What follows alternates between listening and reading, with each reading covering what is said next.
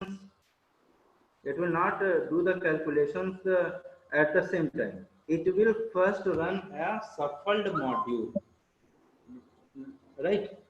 The file shuffle module. The file shuffle module will do next shuffling in the sequences of the bits, and after the shuffling, this shuffle will be random. Each time the unconstrained node will run this file shuffle module, it will generate the new file, and then the unconstrained node send this file to the constraint node.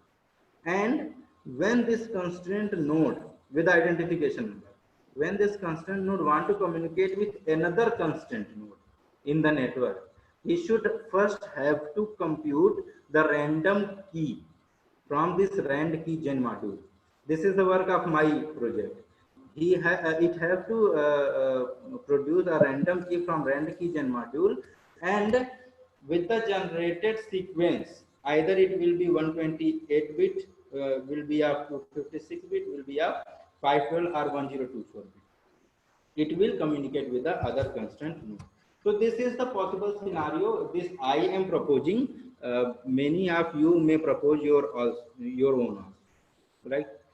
This is the open research topic, device naming and identification.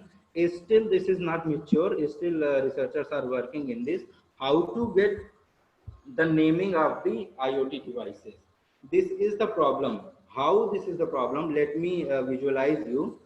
In an IoT network, there are lakhs of, I mean, millions and billions of devices connected to the network. So, providing naming to all the devices is a hectic process, and this is too will be more complex when a device will leave the network and some other device will join the network. Like if you are having 100 devices and you are naming them as 1 2 3 4 5 till 100, and let's suppose the device number 23 leaves. Now you are having no device named 23, and some another device line, you are naming it as 101. If your algorithm is like this, the new device will have the name after the last existing device. So that will get 101 and 23 will not be there. Suppose 10 of devices leave and 10 of new devices join, then you will have some names missing. Missing means you should have the space for those columns. In if you are making a mixed column model, you will have to give the space to those columns also, but those columns will not having any device. This is a small example. If you are having millions and billions of devices, maybe there are 1 lakhs of devices, 1 lakhs of columns empty. So your algorithm have to work for no means. I mean, your algorithm will work. Your algorithm will give its energy to this module, but there will be lakhs of the columns empty. So there are many things, many algorithms existing, and you may also produce your own algorithms. This is the hot research topic. If you come into this topic, the success rate of your research will be high, right? There is one more thing written here, is heterogeneous, right? Internet of things is the collection of heterogeneous networks. I mean, there is no one network. In the previous example of a smart city, you've seen that there is a network of a smart home, there is a network of a smart building, there is a smart bank. So a smart home is having their own naming standard, and a smart bank is having their own naming standard. Suppose the fan of a smart home is having fan ID 1, and the fan of your bank is also having the fan ID 1. So when there will be communication at the server level, there will always be a confusion exist that the fan ID 1 belongs to the home network or the fan ID 1 belongs to the bank network or any other network. So there must be there is the need of common naming standard that should be available to every existing, I mean every actor of the IoT environment, right? The main purpose of research in this field is the risk of cloning. Cloning, I think you all are aware of this term.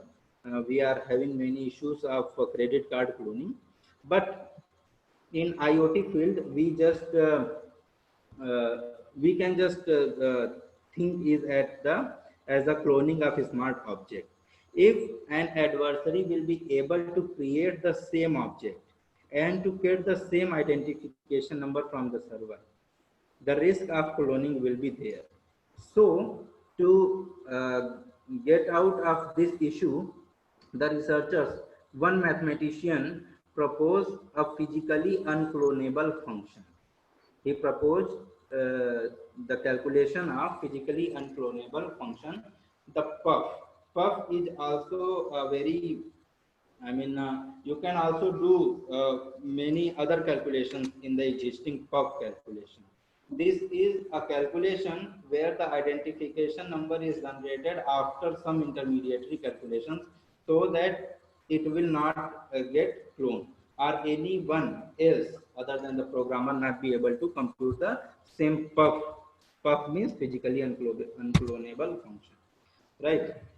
So it provides a physically identified digital fingerprint, or you can say digital signature array, right? Puff depends on, right? Why puff is very popular? Because it directly depends upon the microstructure of your hardware.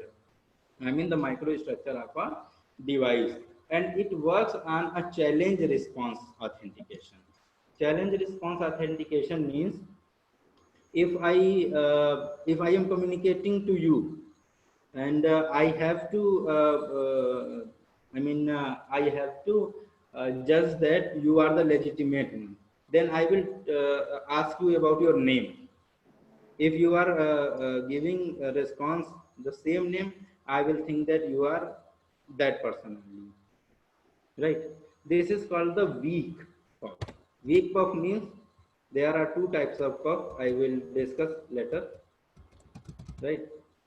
A weak puff and a strong puff. This is called a weak puff. And if I will ask you about your mobile number as well, this will be some, I mean, a little bit stronger than that. And if I am asking about your driving license number, then it will be more stronger. So there are the ways of challenge response that I am throwing a challenge to you, and you are responding back. If the response is the one that should be, then I will make you authenticate, and if it is not, I will not make you authenticate. So these are the process we can do, right? It also works in the case of spoofing attack. The device's identity is stabilized by the properties of the microstructure itself, hence resistant to spoofing attack. No spoofing attack is possible because this puff is generated from the inbuilt digital chips into the hardware. I am not very proficient in electronics. I am just proficient in computer science. So the people from electronics can work in this mathematical unclonability and physical unclonable function. Here is an example of puff, a simple example of puff, right? So a single challenge is there, and in a table, the response is noted.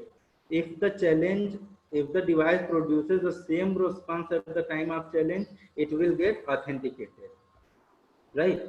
If you will produces something else, it will not get authenticated. This is the case of simple puff, and this is the case of stronger puff. In stronger puff, we are having many challenges here, and we are having many responses. Mapped. This is called the one-to-one mapping. So we are having many responses mapping. If I am throwing C89 challenge 89 to puff A, it should produce this 1010 only. If it is not able to produce this, response, I will not authenticate it, right? So in the same case, you may also think about many other possibilities and you may implement your own algorithms, right? A taxonomy of puff. This is an article. Here is the DOI given. Here is a DOI given. This is an article, a puff taxonomy. If someone of you is really interested in this field of research, and I am betting that this is very interesting field of research. If you are interested, you should go through this paper alone. This paper will give you a lot in depth of this article, right? Now let us move to the second topic of our cryptographic environment, that is mutual authentication. Mutual authentication means, in a simple language, we have to trust each other. I have to trust in you and you have to trust in me in order to establish a communication. So this trust can be generated by a central authority, by Almighty God, or directly by we, by ourselves, right? So in an IoT environment or in any communicating environment, there are authentication server. When a device wants to communicate in another device, this is the uh, very famous before